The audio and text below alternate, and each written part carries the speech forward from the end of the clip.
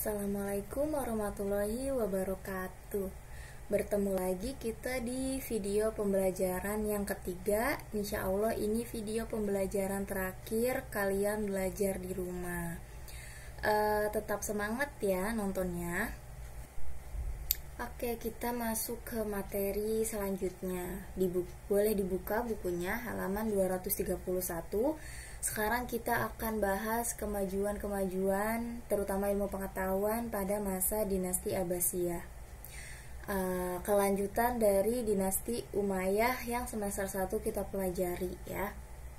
Nah, dinasti Abbasiyah atau Daulah Abbasiyah ini merupakan kelanjutan dari pemerintah sebelumnya, yaitu dinasti Umayyah atau Daulah Umayyah, Bani Umayyah ya. Dinasti Abbasiyah ini di pendirinya yaitu Abdullah As-Sofah bin Muhammad bin Ali bin Abdullah bin Al-Abbas. Jadi dinamain Abbasiyah ya. Nah, kekuasaan Daulah Abbasiyah ini termasuk cukup lama, dari tahun 132 Hijriah sampai 656 Hijriah atau berapa nih? 524 tahun ya. Nah, selama 524 tahun ini masa pemerintahan Bani Abbasiyah ini dibagi menjadi beberapa periode. Yang pertama, ada periode pertama disebut periode pengaruh Arab dan Persia pertama selama berapa 100 tahun. Yang kedua, periode kedua selama 102 tahun disebut periode pengaruh Turki pertama.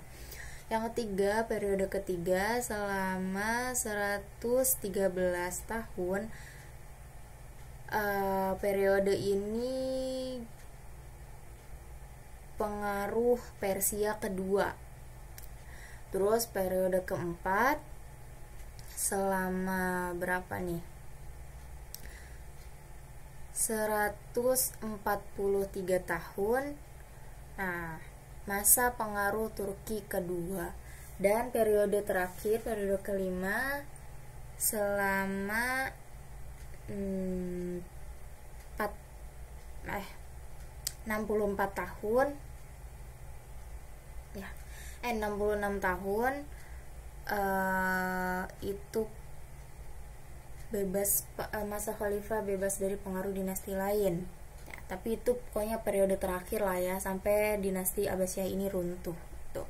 Nah, di sini ada bagan dari khalifah pertama sampai khalifah ke-15 tuh, dari 37 khalifah kalian bisa baca.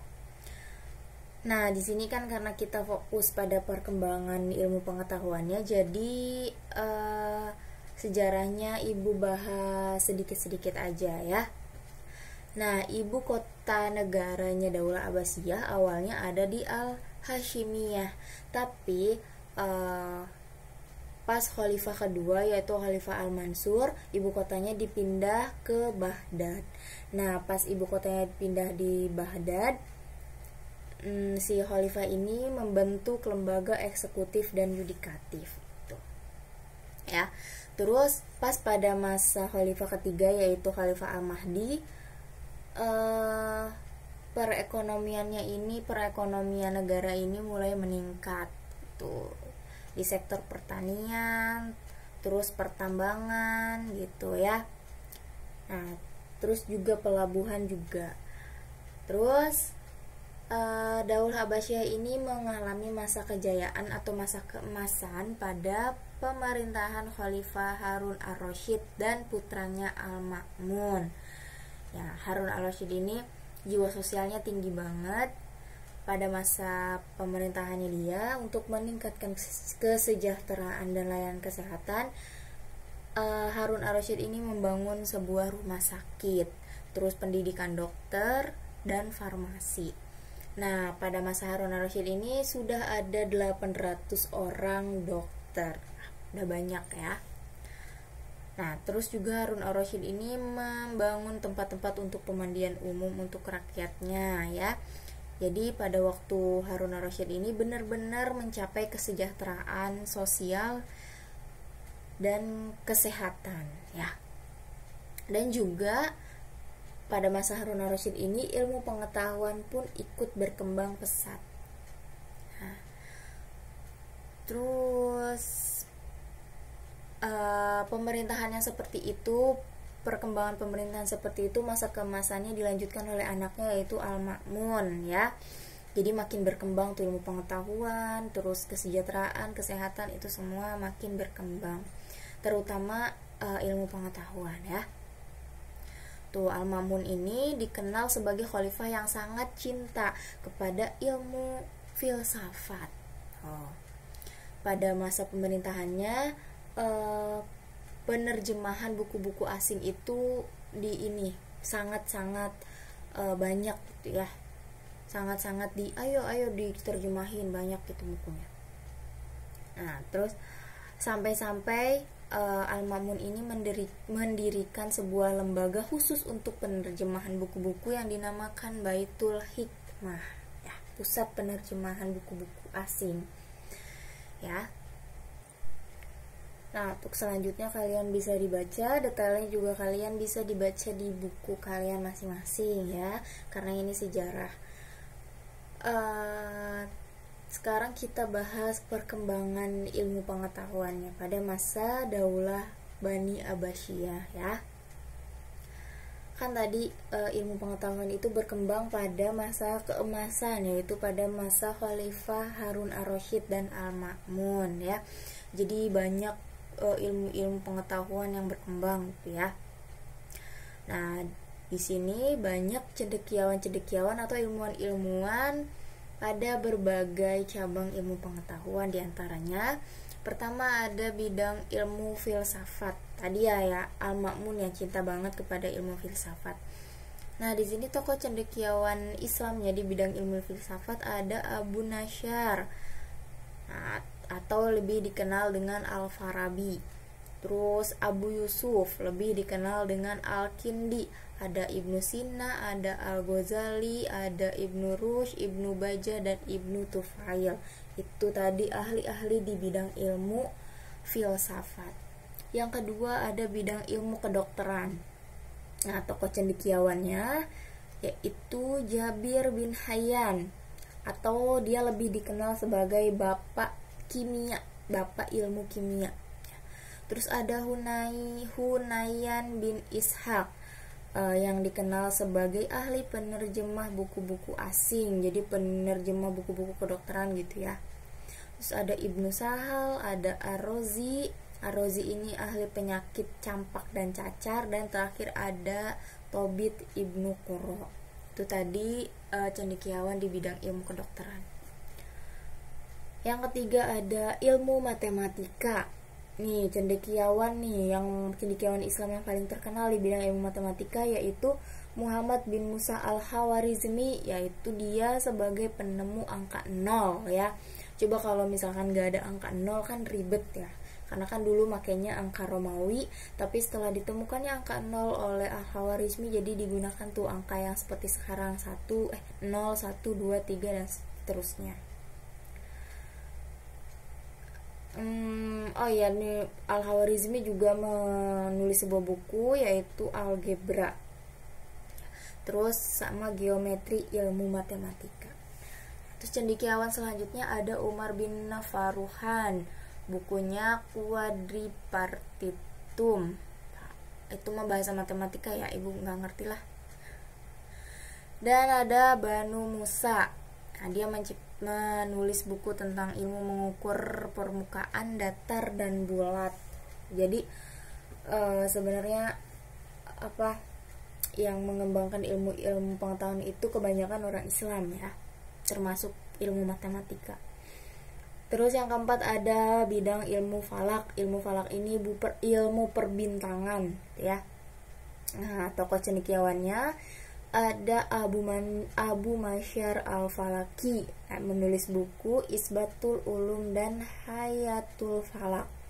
Ada Jabir Batani, dia yang menciptakan teropong bintang. Terus ada Raihan Bairuni, menulis buku Al-Afarul Bagiyah Ainil Khaliyah. Terus Istikhrajul Autad dan lain-lain ya. Jadi bukunya banyak tuh. Si siapa, Raihan Bayruni. Terus selanjutnya ada bidang ilmu astronomi ya. Apa angkasa ya, ilmu angkasa.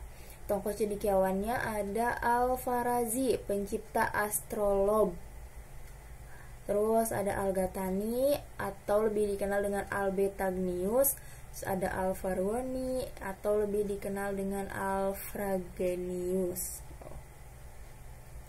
Selanjutnya ada di bidang ilmu tafsir. Jadi selain ilmu-ilmu umum tadi ya, ilmu agama pun juga berkembang. Ada ilmu tafsir nih. Cendekiawannya yaitu Ibnu Jarir At-Tabari, ada Ibnu Atiyah, ada Suda, ada Mupatil, ada Muhammad bin Ishaq dan lain-lain. Jadi banyak banget tokoh cendekiawan ilmu tafsir ya. Terus selanjutnya ada bidang ilmu hadis. Nah, tokoh cendekiawannya ada Imam Bukhari, Imam Muslim, Ibnu Majah, Abu Dawud, At-Tirmizi dan lain-lain ya. Itu pasti namanya sering kalian dengar ya. Hadis riwayat Muslim, hadis riwayat Tirmizi gitu. Nah, itu mereka sebagai tokoh cendekiawan di bidang ilmu hadis. Selanjutnya ada bidang ilmu kalam. Tuh, tokoh cendekiawannya ada Wasil bin Atho, ada Abu Huzail Al-Alaf, Adam Abu Hasan Al-Asy'ari, Hujatul Islam Imam Al-Ghazali tuh. Jadi kan ilmu kalam atau disebut ilmu tauhid ini kan pembahasannya memang sudah ada dari zaman Rasul ya. Cuman makin kesini makin berkembang, makin luas gitu ya pembahasannya. Nah, selanjutnya ada ilmu tasawuf atau ilmu yang mengajarkan mendekatkan diri kepada Allah. Tokoh cendekiawannya ada Al-Qushairi, karyanya Arisalatul Qushairiyah. Terus ada Syahabuddin, karyanya Al-Wariful Ma'arif. Ada Imam Al-Ghazali, karyanya Al-Basut. Terus ada Al-Wajiz dan lain-lain. Jadi cendekiawannya banyak, gak cuma yang disebutin di buku ya. Terus yang terakhir ada para imam fuqaha atau ahli-ahli fikih, ahli ilmu fikih. Siapa aja? Di antaranya ada Imam Abu Hanifah, Imam Maliki, Imam Syafi'i dan Imam Hambali, yang 4 imam besar itu ya. Kita kan di Indonesia banyaknya pakai Imam Syafi'i. Nah, itu sebagai ahli ilmu fikih ya. Oke, terakhir ada perkembangan kebudayaan. Selain ilmu pengetahuan, kebudayaan pun berkembang ya pada masa Bani Abbasiyah. Nah, pusat peradaban Islam pada masa Daulah Abbasiyah ini ada 2 tempat. Yang pertama ada kota Baghdad, di mana kota Baghdad ini merupakan ibu kota negara dari Daulah Abbasiyah ya. Terus yang kedua ada kota Samara. Tuh. Jadi pusat peradaban Islamnya ini ada di 2 tempat ini tuh ya. Nah, dan kemajuan pada masa Daulah Abbasiyah ini tidak hanya mencakup kepentingan sosial, tapi juga di semua aspek kehidupan. Contohnya administrasi pemerintahan itu berkembang.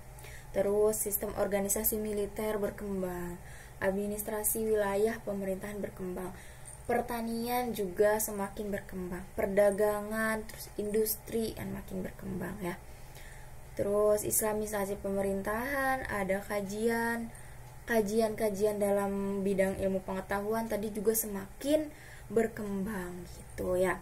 Terus ada di bidang sastra, di bidang seni juga berkembang, dan penerjemahan buku-buku asing juga semakin berkembang itu ya.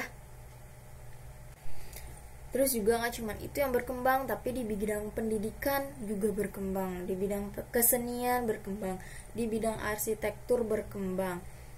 Nah, terus pendidikannya juga meliputi pendidikan dasar, pendidikan menengah, dan perguruan tinggi, semuanya berkembang. Perpustakaan sama toko buku juga berkembang. Media tulis juga berkembang, terus kesenian, seni rupa, seni musik, terus arsitek itu juga berkembang. Jadi benar-benar mencapai masa keemasannya tuh Daulah Abbasiyah pada masa Harun ar-Rasyid dan Al-Ma'mun. Jadi semuanya berkembang tuh ya. Oke, itu aja materi terakhir di semester 2 ya. Seperti biasa, kalau ada yang belum paham, belum ngerti, atau mau ditanya, silakan ditanya langsung di grup atau WA langsung ke ibu. Semakin banyak pertanyaan itu semakin seru. Mari kita sama-sama berdoa supaya wabah corona ini segera berakhir dan kehidupan manusia kembali normal lagi ya, termasuk kehidupan sekolah. Kan kita udah lama ya belajar di rumah terus, bosen gitu ya, pengen sekolah lagi, pengen ketemu teman-teman lagi gitu ya. Jadi kita berdoa semoga cepat berlalu wabah ini ya. Oke, sampai jumpa nanti saat kita masuk ke sekolah kembali. Wassalamualaikum warahmatullahi wabarakatuh.